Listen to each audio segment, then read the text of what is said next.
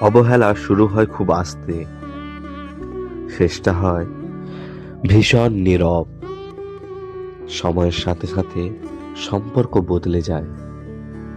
তাই আজকের কবিতার নাম অবহেলা।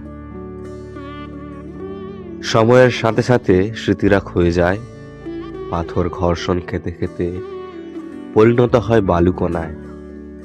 তো আমি থাকবো না আর হয়তো আজকের এই আমি আমি থাকবো না আর হয়তো আজকের এই আমি হারিয়ে যাব সময়ের অবহেলায়।